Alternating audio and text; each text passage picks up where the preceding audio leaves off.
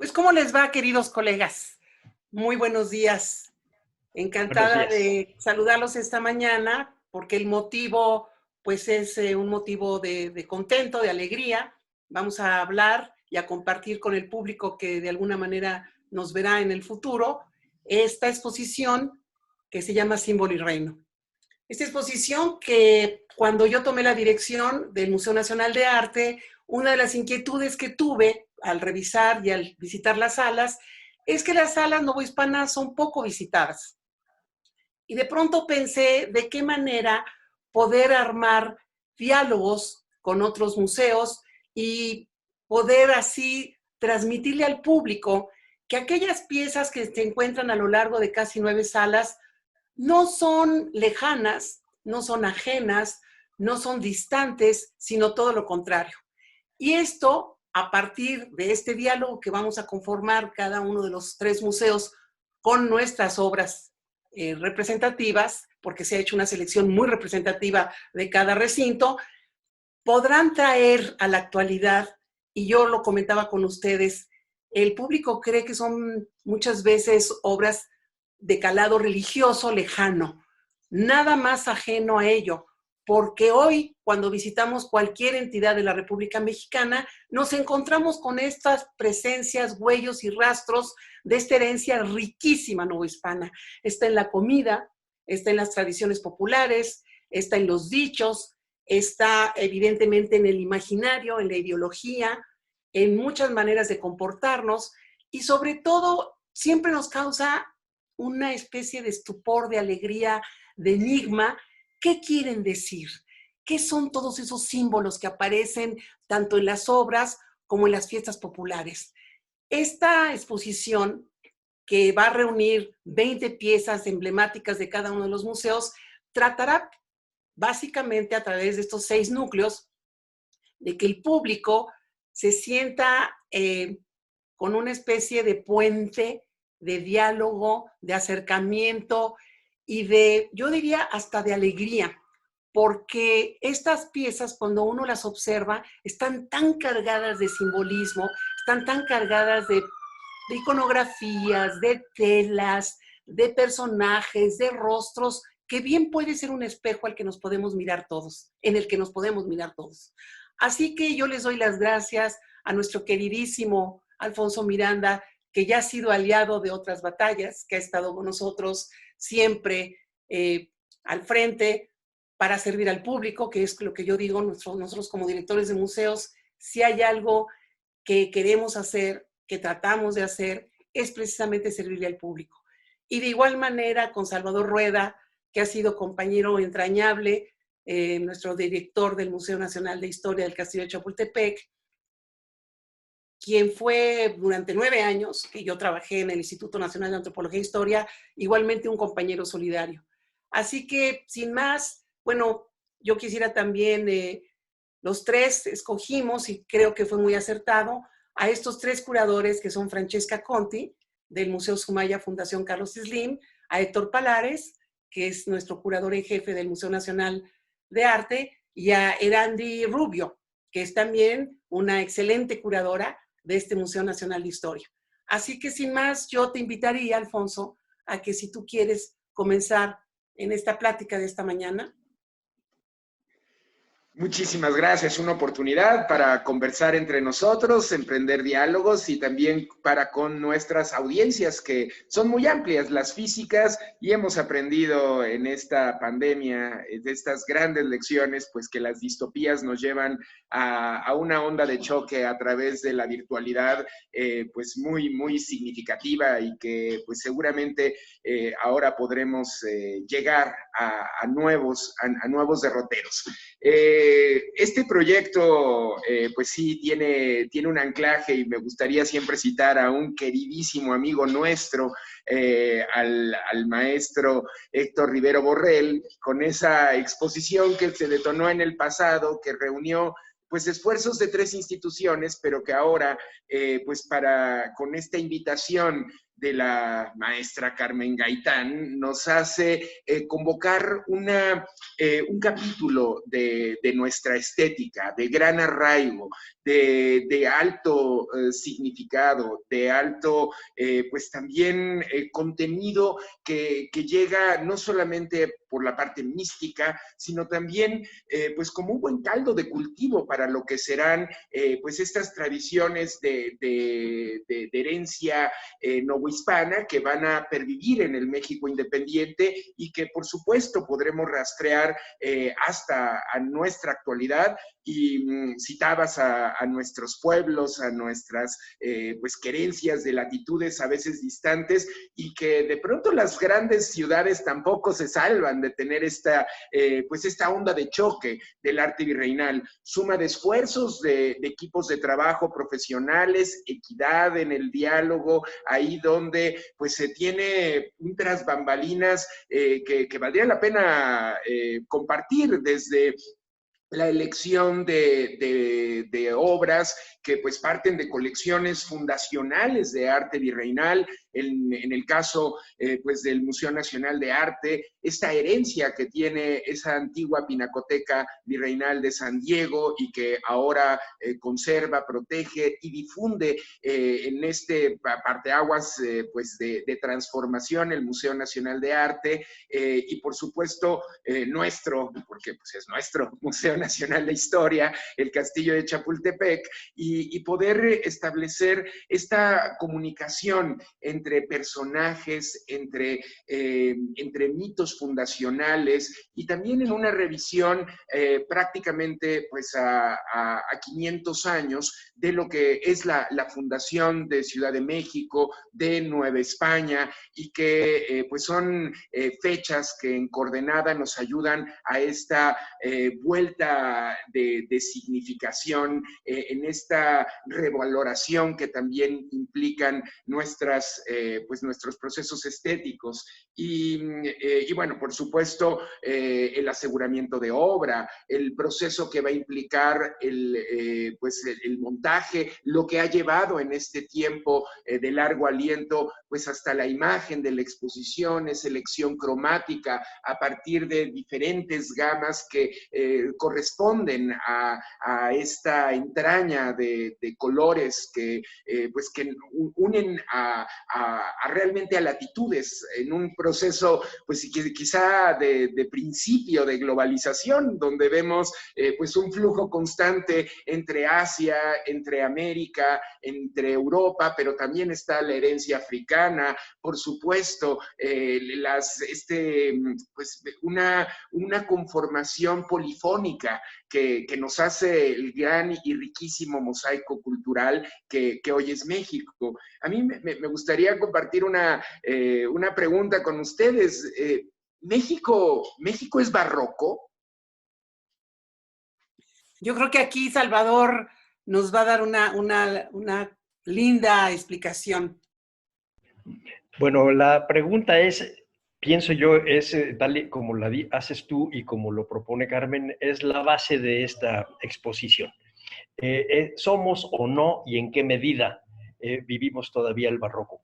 Yo quisiera ir armando un poquito un discurso con ustedes y abrir también a la plática. Decía Borges alguna vez que el diálogo era el hecho capital de la historia. Es decir, cuando se ponen a platicar dos personas sin tratar de convencer una a la otra ni someter las ideas de uno al otro, sino simplemente que uno conozca las ideas del otro. Esto arma un diálogo, hace preguntas y enriquece al mundo. Ese es el hecho capital. En el caso de Carmen, además, hay un punto que nos une desde hace muchos años, que es las pláticas sobre la idea del teatro de la memoria de Leonardo Sciascia. Tú te acordarás, Carmen, a ver, platicamos esta idea de cómo se van articulando cosas que pareciera que no tienen una que ver y acaban armando un gran escenario. Esto lo he platicado con Erandi Rubio, la curadora del Museo Nacional de Historia, en esta exposición, para darle un marco que nos permita al Museo Nacional de Historia hacer el diálogo con el Museo Nacional de Arte y con el MUNAL, sin encimarnos y sin buscar tener una posición de, digamos, ni de dominio ni de ningún tipo, es simplemente un diálogo. Le decía yo a Erandi, lo hemos platicado, lo platicamos con Héctor Paleares también. México tiene una característica en estos 2 años. Se van a cumplir 500 años del inicio de la Nueva España o de la caída de Tenochtitlan, pero también se cumplen 200 años del fin del mundo novohispano. En el mismo tiempo, en el transcurso de agosto a septiembre del año que viene, tenemos el principio y el fin de toda una época completita. Una época de la cual, por supuesto, somos herederos en muy buena parte, pero también que está llena ya de ausencias y de voces muertas. Y eso es lo que más me gusta de esta exposición. Finalmente no se trata de repetir lo que uno ve en la calle, sino de redescubrir lo que ya no tenemos a la mano y que lo tenemos enfrente y no sabemos cuál es la imagen. Quiero dar una anécdota un poco que es reciente y un poco rara, pero que tiene que ver con lo que Carmen dice de la cultura popular. Aquí en Michoacán, lo mismo que en Morelos y que en otros lugares, va uno por las pequeñas ciudades o los pueblos y ves las esculturas de los espacios públicos pintadas a la manera realista. Eso es un gusto barroco. Uno puede ver la escultura de Fernando VI en la pintura de la Plaza Mayor pintado. Carlos IV ya no. Hay un gusto que se pierde en ese tercio de siglo que va de 1780 a 1804, en donde cambia la mentalidad barroca, en donde se olvidan muchas cosas, en donde se reprime y se expulsa del gusto mucho del mundo barroco. Y entre otras cosas, quizá la más importante es el gusto por el color y el gusto por la metáfora y la alegoría. Dejó de haber color en las esculturas. Las esculturas, también si caminamos por el MUNAL, lo podemos ver perfectamente entrando al siglo XIX, esculturas blancas. Ya no hay esa explosión de color ni en la arquitectura, ni en la escultura. En la pintura, por supuesto, sí, pero ni en la arquitectura, ni en la escultura. Y el uso de la alegoría deja de existir también en la pintura como en la literatura. O sea, esta parte se va excluyendo, va perdiendo prestigio, hasta el grado de llegar incluso a Croce, en donde dice es que la alegoría es un juego inútil del intelecto, no sirve para nada. Bueno, es un proceso largo porque es un proceso civilizatorio. El barroco no es simplemente una época y un gusto, es un proceso civilizatorio del mundo occidental. Hay barroco en el mundo protestante y en el mundo católico. A nosotros nos toca explicar el que toca al mundo católico, que coincide con el siglo XVII y buena parte del siglo XVIII novohispano. Los curadores, ustedes, buscaron 20 piezas maestras, casi todas, pero como bien lo decía Carmen hace un rato, de difícil lectura. Ya no sabemos qué quiere decir todo esto que está aquí. Es un mundo abigarrado, es un mundo al revés del que nos ha tocado vivir, con muchos espacios vacíos. Este es un mundo densamente poblado de signos, de santos, de espíritus, de modos, de palabras. No se conciben a nuestros ancestros de finales del siglo XVII sin este universo totalmente cargado de seres, de valores, de miedos, de todo lo que quieran. Entonces, es posible que yo me enfrente a un cuadro de las ánimas del purgatorio y diga, mira, son las ánimas del purgatorio, pero ¿por qué tienen esos rostros? ¿Por qué tienen esos gestos? ¿Por qué les está quemando una cosa? ¿Por qué es el otro castigo? Eso tiene un significado. Y eso es lo que nos están redescubriendo ahora. Y lo están redescubriendo en ese momento que digo yo que es singular para nosotros, porque es el principio de la Nueva España, el final de la Nueva España.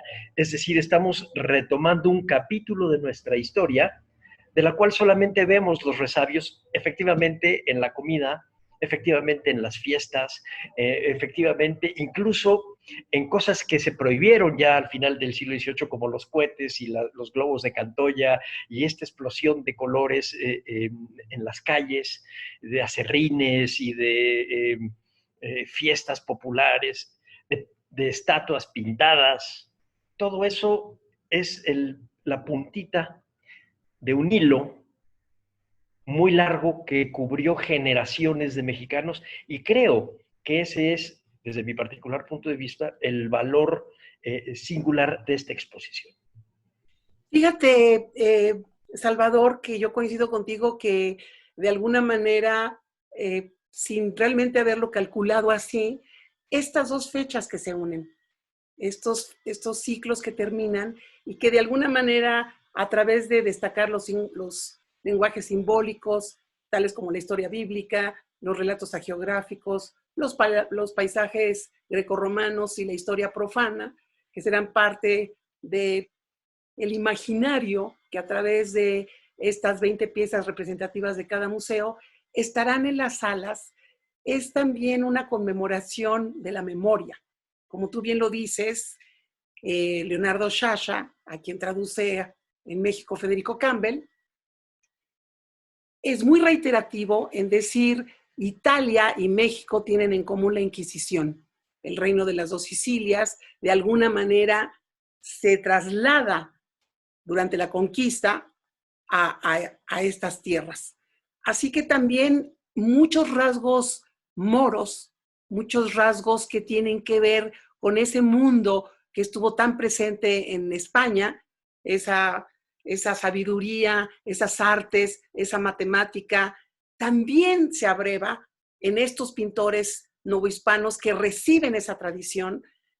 Por eso es tan complejo este mundo que trataremos de desentrañar, porque no nada más es la expresión de artistas como Cristóbal Villalpando, de Luis Juárez, de José Juárez, de Baltasar de Echave y Vía, del mismo Juan Rodríguez Juárez, sino que, y de muchos anónimos que también están presentes en nuestras colecciones, sino que ellos son una especie de embudo que recibe toda esta riqueza que llega con toda una maquinaria ideológica, religiosa, que a través de los evangelios se transmite a los nativos y que va a dar como producto esta fusión de lo que tú bien proclamas, estas pirámides que estaban pintadas, estas deidades que estaban pintadas de colores, que hoy vemos de un color piedra, pero que en un momento dado, como en la antigua Grecia, tuvieron colorido. Imaginemos lo que era encontrarte con, no sé, con un calakmul, encontrarte con un etzna, llegar a un chichén pintado de colores. Bueno, aquello con lo masivo de las estructuras y con la geometría y con los volúmenes y además la pintura, pues evidentemente son ecos que deben de haber quedado muy presentes en aquellos primeros que registraron la fisonomía de este arte nativo, de estas piezas que son absolutamente una expresión artística. Y la fusión es lo que nos permitirá presentarle al público que esta amalgama fue muy feliz, que esta amalgama que tiene absolutamente tintes religiosos y que parte de los religiosos es hecho por personas que si igual tienen una convicción religiosa, al mismo tiempo tienen un registro visual de lo que está sucediendo en su entorno. El entorno a todos, absolutamente a todos, nos marca. Digámoslo hoy que estamos todos confinados en la pandemia, yo creo que el hecho de habernos abstraído de la geografía exterior nos ha metido en una geografía interior. Y de ese conjunto de experiencia saldrá algo muy positivo. Evidentemente habrá obras de teatro y poemas y expresiones artísticas y históricas y novelas que serán el resultado de este momento.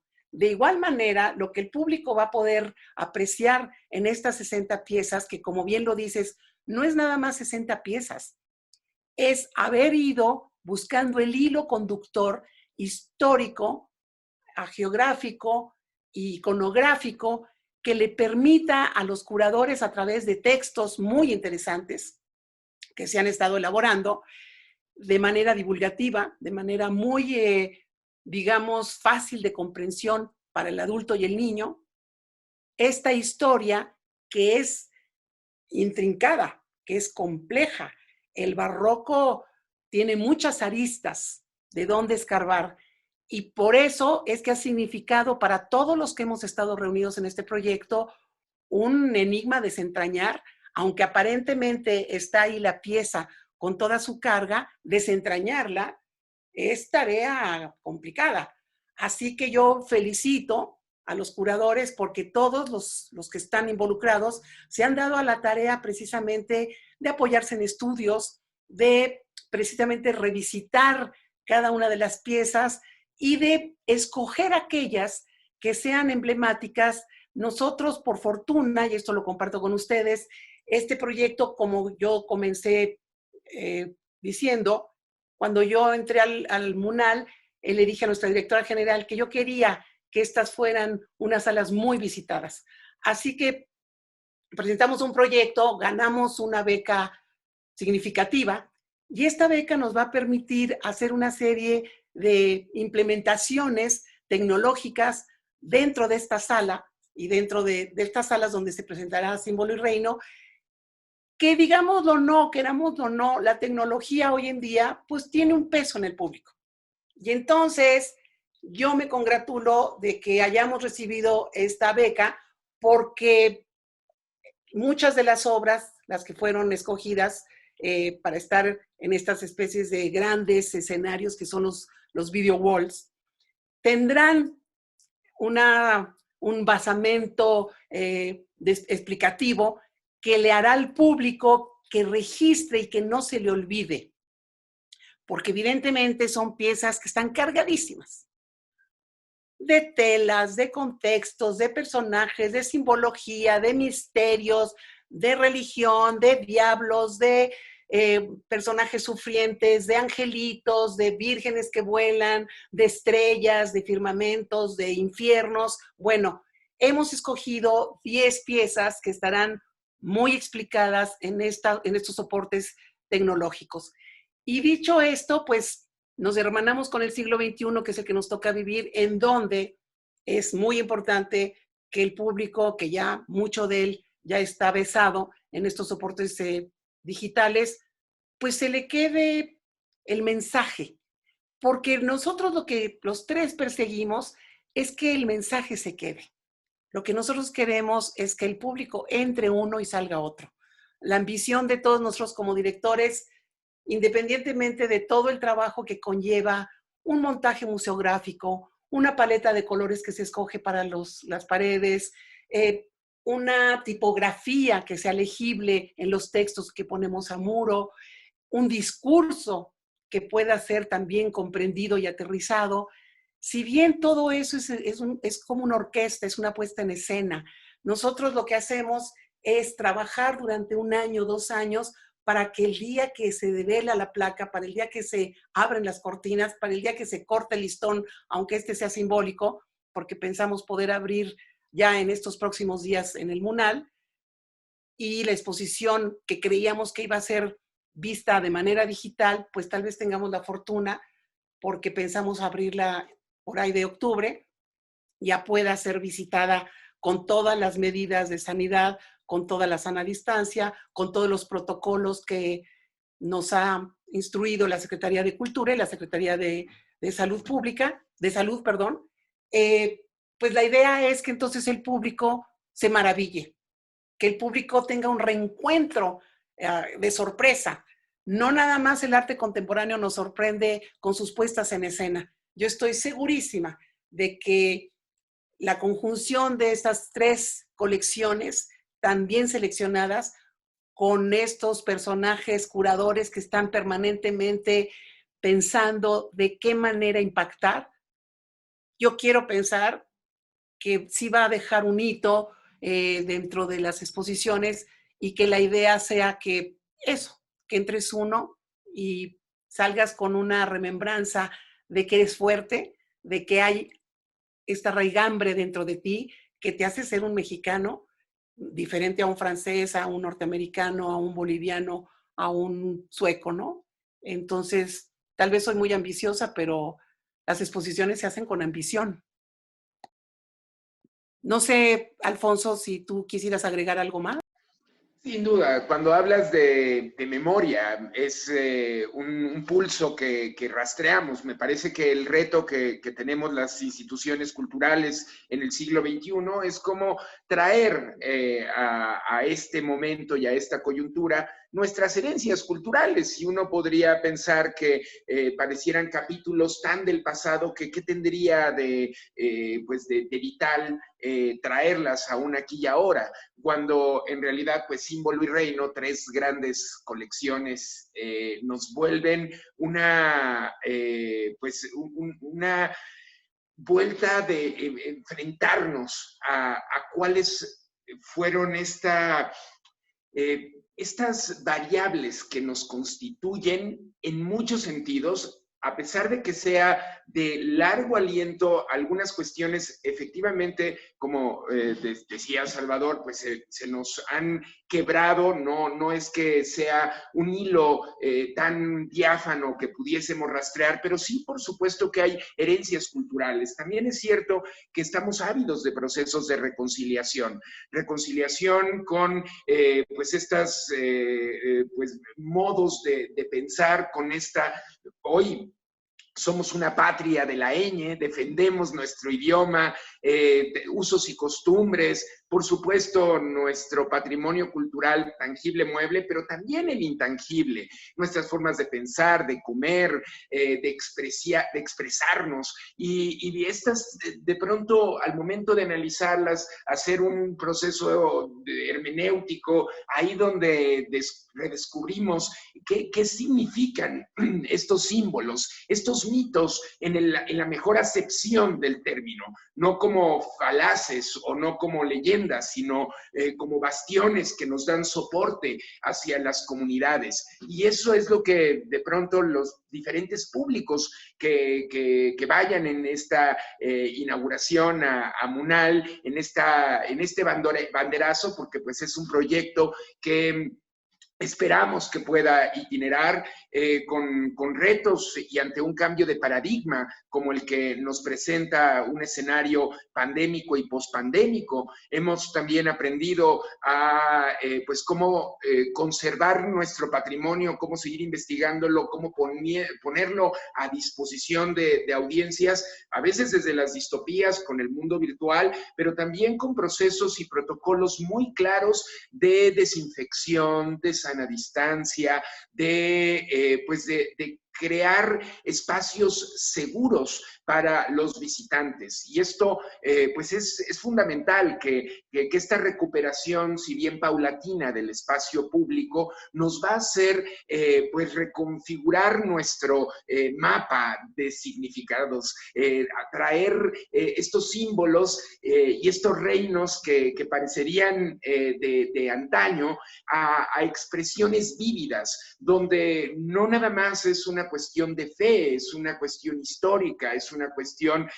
pues de replantearnos quiénes fuimos, cómo se legó al siglo XIX, pues en estas potencias de dualidad entre modos de pensar y de gobierno, a veces antagónicos, pero que ambas visiones tienen un profundo amor por México. Y esas latitudes de pronto serán redescubiertas por nuestros visitantes. También pues este trabajo a distancia durante la pandemia pues nos ha vuelto cercanos en la distancia, nos ha vuelto reflexivos, nos ha pues a replantear nuestras identidades desde las instituciones de dos espléndidos espacios nacionales, como es el Museo Nacional de Arte y el Museo Nacional de Historia, el Castillo de Chapultepec, pero también poner en diálogo una institución no gubernamental, y que estos proyectos pues también de pronto son ejemplos colaborativos en nuestra región, son pues esta vehemencia de que no podemos replicar las fórmulas del pasado y tenemos que reconfigurar escenarios y qué mejor oportunidad para los públicos que pues traer estas colecciones con una nueva mirada, con una oportunidad crítica de desentrañar el significado de estos símbolos y pues recordar ese símbolo, ¿no? De esta herencia griega, de este partir y compartir una parte de pues de un elemento queda de una parte de la ecuación y el otro elemento de la otra. Y al momento de unirlas, pues se crea esta magia de significados y precisamente pues aquí esta relación y esta pulsión nos hace en las mejores prácticas profesionales museísticas, en el mejor ánimo de compartir y de trabajar para con nuestros públicos, una herencia cultural novohispana que está ávida de nuevas lecturas, está ávida también de traer nuevos públicos a un arte que no es del pasado, es del aquí y ahora. Alfonso, yo quisiera a los dos agradecerles el préstamo de las piezas porque efectivamente, como tú comentas, estas piezas van a viajar a Zacatecas, van a viajar a Torreón, van a viajar a Chihuahua, o sea que el norte va a recibir este arte novohispano y bueno, es de dar gracias que una institución hermana como es el INAH y el Museo Sumaya Fundación Carlos Slim permitan también que estas piezas se ausenten durante largo tiempo, porque evidentemente al estar fuera de nuestros recintos, pues estarán casi un año viajando. Pero igual, todo este discurso que los tres estamos armando es, de nuevo, decir que quien nos importa es el público. Antes de cederle la palabra a Salvador, este dicho o traer a colación lo que Alfonso Reyes y Salvador no me dejará mentir, decía, entre todos, cada quien aporta lo suyo y entre todos hacemos el todo. Retomando esta práctica griega, es lo que estamos haciendo. La alianza nos permite ser más propositivos en nuestras exhibiciones, en nuestras muestras, y yo sí soy de la idea, y los que me conocen lo saben, en que yo sí me encanta tomar de la mano a otros, a la iniciativa privada, a otros directores de museos, porque entre todos podemos armar proyectos potentes, como es el que nos ocupa. Te cedo la palabra, Salvador. Muchas gracias. Efectivamente, entre todos sabemos todo, decía don Alfonso. Qué bueno que lo sacas a colación. Bueno, lo han dicho tan bien que ya hasta me da miedo hablar, pero voy a decir un par de cosas que van a completar lo que ustedes acaban de mencionar. La primera es la itinerancia de la exposición. Yo pienso que no lo calculamos así, pero va a estar perfecto, porque en el año en donde se va a estar conmemorando la caída de Tenochtitlan y se va a estar conmemorando el final de la guerra de independencia y que eso puede, pues sobre todo para el público, puede polarizar la idea de la historia, esta exposición lo que pone es lo que está en medio. No se nos debe olvidar que estamos hablando de nuestros ancestros. Efectivamente, son voces muertas, pero son voces muertas también las del prehispánico y las del siglo XIX. Estas voces muertas tendemos a olvidarlas y pienso que esta exposición va a refrescar esa parte, es decir, va a venir a mostrar que esa ausencia no es correcta, debe estar ahí. Los otros comentarios que tengo son muy simples. Esta exposición va a hablar sobre la singularidad novohispana, sobre todo en el arte, y en el arte regulado de la contrarreforma, pero hay una parte que no es singular y es esta que acaba de mencionar Carmen sobre la vida en Sicilia. Yo recuerdo, y haberlo platicado eso con Federico, sobre una anécdota casi de pasada de Siasia, que hablaba de las calaveritas. Se les regalan calaveritas de dulce a los niños de Sicilia, como acá las calaveritas de azúcar, en los mismos días. Es una costumbre probablemente que viene de los árabes, pero seguramente española muy antigua, que acá además se convierte en algo más mexicano, con su nombre y con otro tipo de cosas, y casi como un zompantli. Yo no sé exactamente cómo sean las de Sicilia, pero de que están hermanadas no me queda la menor duda. El segundo asunto es el título de la exposición. Yo pienso que ese es un acierto, símbolo y reino, que además ya lo verá la gente cuando vea la exposición y cuando vea todo lo que ustedes están haciendo, porque están hablando de un tipo de lenguaje que está ahí en las pinturas, que si no lo tomamos en cuenta, las vamos a ver sin la metáfora que es el fundamento y el corazón de su significado. Eh, Símbolo y reino ubican en tiempo y en espacio esta exposición, pero también en cultura. Es efectivamente la imagen que se tiene, ideal o no, del mundo visible y el invisible marcado por las reglas de la contrarreforma. Estamos viendo un mundo absolutamente regulado, un mundo regulado del catolicismo novohispano. Mencionaste la Inquisición hace un ratito. Efectivamente, esa institución pesó mucho, después ya no. No ha dejado de ser México un país o una población profundamente religiosa y además mayoritariamente católica, con sus singularidades. Pero básicamente dejó de estar con las regulaciones que tenía la Inquisición encima.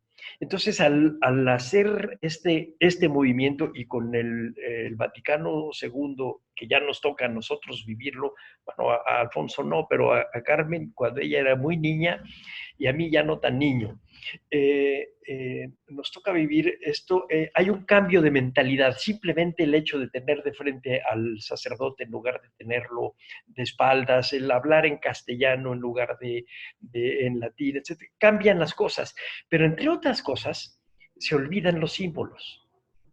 Y esta exposición tiende a recuperar los ritmos de la devoción de nuestros ancestros.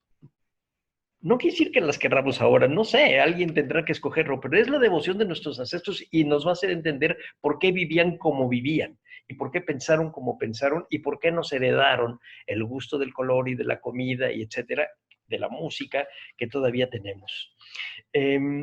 Decía George Steiner que el mundo occidental es el de la ciudad de Platón y de Isaías. Bueno, si eso lo manejamos para el barroco, como una corriente de la cultura occidental toda, católica y protestante, vamos a entender la singularidad de las piezas que escogieron nuestros curadores. No son piezas que puedan ser leídas en cualquier parte del mundo. Eran piezas hechas para ser leídas en el mundo novohispano y quizá en los cánones del mundo hispano, dentro de la monarquía católica, no en otro lado. Entonces, esta recuperación que tú quieres hacer en las salas del Munali, me parece fantástico que sea el primer lugar a donde esté y después itinere, es porque lo que va a recuperar son 300 años de ausencia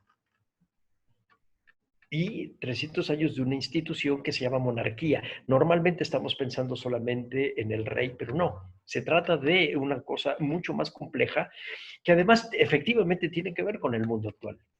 Es decir, la idea de monarquía y nuestra idea de constitución tienen una línea directa. En eso, en esa parte del mundo regulado, seguimos siendo los mismos. No ha cambiado nada. Un último punto que me parece muy padre que hayas tocado, Carmen, y que Alfonso lo dijo todavía con más énfasis, y es esto que Fernando Benítez decía que era el peso de la noche, que es la herencia propiamente del mundo barroco.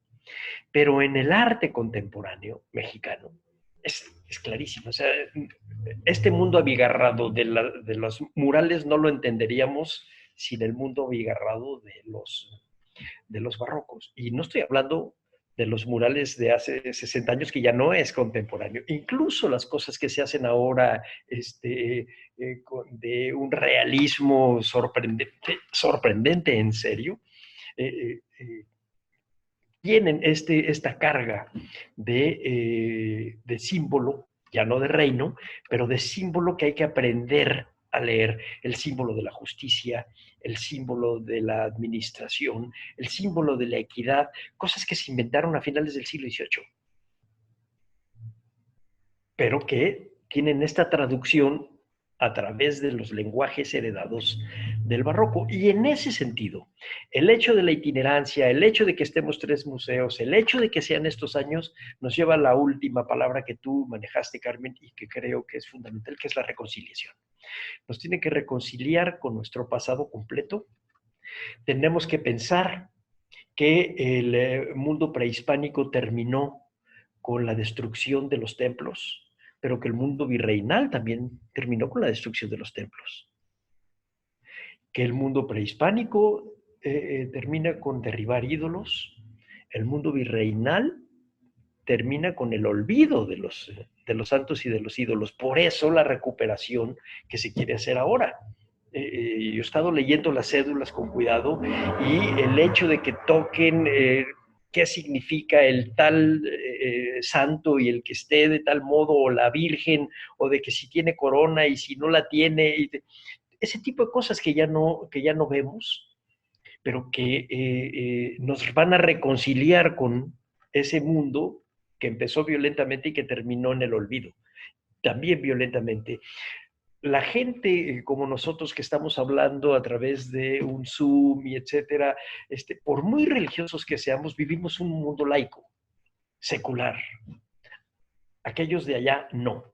Y este proceso, primero de acabar con el mundo indígena en su mentalidad, cuando menos la dominante, y después el sincretismo del que hablaron ustedes hace un rato, y luego terminar con ese mundo ya heredado en jirones de la religiosidad barroca, porque el laicismo se impuso, y entonces tienes templos derribados de un lado, tienes templos derribados del otro, pero los mexicanos seguimos siendo herederos de ambos, hasta hoy.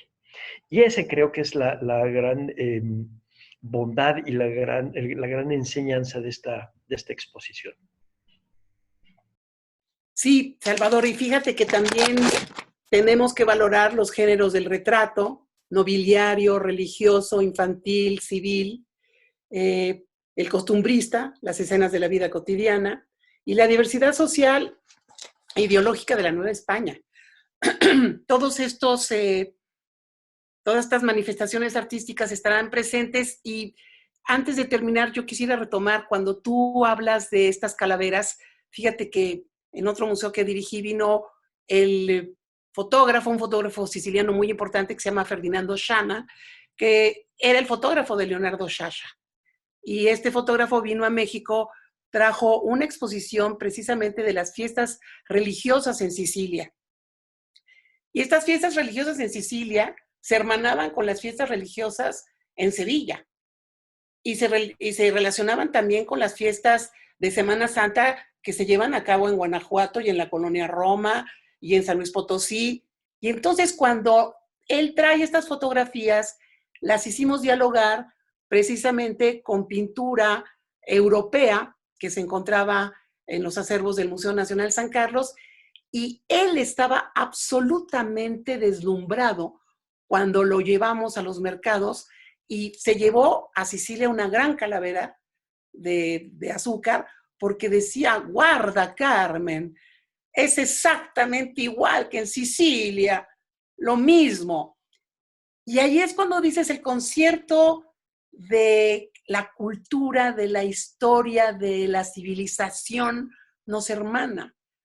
Esta exposición me encanta porque tiene muchos ecos, porque tiene muchas remembranzas, y porque de alguna manera, cuando estamos tan golpeados por suertes de violencias y de pandemias y de desencuentros políticos, pues la memoria nos trae a colación quiénes somos.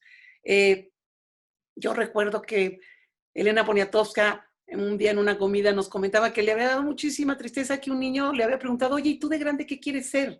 Y dijo, yo, americano. Claro, el prototipo de Norteamérica, ¿no? Bueno, nosotros tres, lo que creo que queremos decir con esta exposición, ¿y tú qué quieres ser? Yo, mexicano. O sea, lo que nosotros queremos es retroalimentar, sé que es ambicioso, pero es retroalimentar esta sensación ontológica de que somos diferentes, de que el ser mexicano te puede llenar de orgullo y de asombro y de cuestionamientos. No es una idea romántica, no, porque ahí están los ejemplos de que sí existe toda esa riqueza y esos valores para conformar una identidad. Que estamos muy bombardeados por la tecnología y por los patrones estéticos, ideológicos de nuestro vecino, es cierto. Pero que nosotros tenemos, y que es rico también, ¿por qué no? Y que nosotros tenemos la misión de estar recordando permanentemente quiénes somos, qué somos y por qué somos así. Y que esta exposición tiene en la mira recordar permanentemente que de ahí venimos, que hoy, siglo XXI, estamos conformados por toda la tecnología, por todas las influencias de la inmediatez, que sabemos en un instante lo que está pasando en nuestro amado Líbano, como sabemos lo que está pasando en las próximas elecciones de Estados Unidos, como sabemos al instante qué está pasando en Portugal o en Colombia. Pero que no está mal que voltemos otra vez a este espejo que nos conformó y que, como tú dices, se ha roto a través de la historia, pero las reminiscencias quedan. Simplemente para celebrar esta exposición, ya que termine la inauguración, nos iremos a comer unos chiles en nogada, por ejemplo. Yo no sé, Alfonso querido, si tú quieres añadir algo. Simplemente, pues que sí, efectivamente es una muestra de identidad, que no piensen que los públicos que van a ir a misa, sino que van a entender los valores culturales de ese México del pasado que sigue latiendo y late fuerte, que son valores que se comparten en familia, que es una exposición para todas, para todos, si cabe el término, para todes, donde el manierismo, el barroco exuberante y el tránsito al neoclasicismo nos llevan por 60 expresiones de un momento de coyunturas, porque Nueva España no solamente es ese inicio y tampoco es ese fin, son 3 siglos donde múltiples identidades forjaron escenarios compartidos, disidentes por momentos, pero que empezaron a configurar esa diferenciación dentro de un reino, dentro de un imperio tan complejo como el español, pues tuvo en ese último siglo maduraciones que llevarán al patriotismo criollo a ser ese legado de lo que pues iniciará este México independiente que defendemos por supuesto la República y que no podríamos entender justo la República sin estas todas herencias del pasado. Entonces, una exposición para todos que desde Museo de Arte, Museo Nacional de Arte, pues conjuga múltiples voces, agradecer a todos los equipos de trabajo de las 3 instituciones, su pasión, su empeño, su determinación para configurar símbolo y reino, 3 grandes colecciones virreinales que como una onda de choque, Carmen nos instó a lanzar esa piedra y esas ondas, así como decíamos de eco, pues también tendrán perspectivas para crear identidades nuevas, reconocer nuestras herencias y finalmente abrazar nuestro arte, nuestra estética, pero también nuestra historia. Muchísimas gracias, Alfonso. Yo también quisiera un agradecimiento muy especial a nuestras instituciones, a la Secretaría de Cultura, al Instituto Nacional de Antropología e Historia, al Instituto Nacional de Bellas Artes, que también con entusiasmo nos apoyan en estos momentos difíciles. También queremos transmitir que todos nuestros museos, el Sumaya, el Museo Nacional de Historia Castillo de Chapultepec, el Museo Nacional de Arte, estarán preparados para recibirlos, para esta reapertura. Tendremos absolutamente todas las medidas de sanidad para que nuestros visitantes se sientan seguros. Evidentemente habrá pues desde el gel, y lo que sí les pedimos es que todos vengan con su tapabocas. Habrá quien los instruya sobre la sana distancia. Seremos muy amables en recibirlos porque estamos muy contentos de poder ser otra vez anfitriones de todos los visitantes a nuestros museos. Y pues sí, es un esfuerzo también económico, es un esfuerzo que implica pues trabajar muy bien la museografía, los discursos, las cédulas, eh, los servicios educativos, que también los habrá. Así que, pues muchas gracias a la institución también por apoyarnos y por estar presentes en este momento en el que se tienen que atender tantos otros campos, ¿verdad? Como es la salud. Pero creo que la cultura es un elemento primordial para el enriquecimiento del espíritu, para la distensión y para reprogramarnos con una esperanza de que bien vale la pena entrar a un museo y salir diferentes. Si tú quieres decir algo, Salvador, para terminar. No, solamente reforzar la idea de Alfonso y tuyo, Carmen, del esfuerzo de los tres museos en un momento difícil en particular. Yo puedo decirles, empecé hablando del diálogo como el hecho capital de la historia, pensando que el diálogo no quiere decir la coincidencia absoluta entre las ideas de todos los que participan. Yo sí he sido testigo de el debate dialogado y profundo de los curadores para hacer esta exposición. Tienen puntos de vista distintos y ha habido que conciliar y buscar los puntos de unión para hacer que sea una exposición coherente. Pero también hay esta otra parte que no vemos y que los tres museos han tenido su dosis de esfuerzo. Por ejemplo, los embalajes, el trabajo en los depósitos cuando la gente que cotidianamente va a un depósito no puede ir.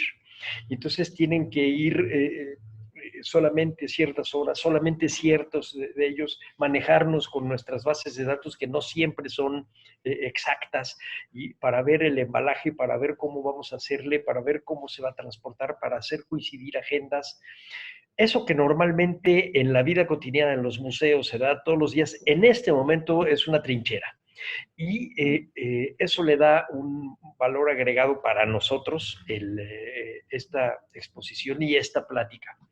Y lo otro es una reflexión que nació de lo que ustedes dos acaban de hablar de las identidades.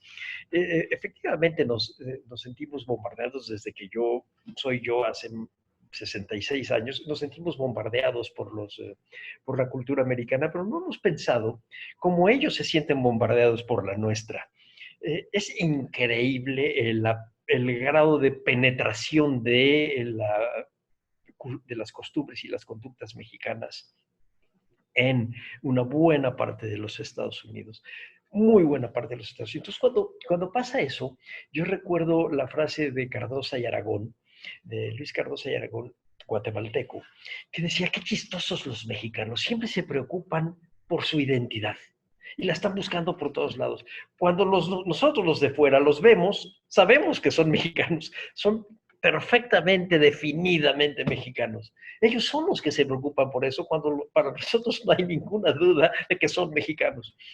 Pero no sobra, por decirlo de algún modo, hacer el encadenamiento que ustedes acaban de mostrar de que esta identidad tiene una historia y es como un árbol con unas ramas muy, muy grandes. Y el saber que el arte popular de hoy tiene esta raíz del arte cortesano o eclesiástico o particular del mundo barroco, yo pienso que enriquece y fortifica nuestra idea de una identidad vieja, es decir, de una identidad con raíz. Pues nada más agradecerles a los dos que nos hayan dado su tiempo esta mañana y que muy pronto esta conversación a tres estará en las redes precisamente para entusiasmar al público, entusiasmarlo por las colecciones, por la muestra, por lo que va a significar, darles los buenos días y un abrazo muy fraterno con mi agradecimiento. Hasta luego. Gracias. Muchas gracias. Adiós.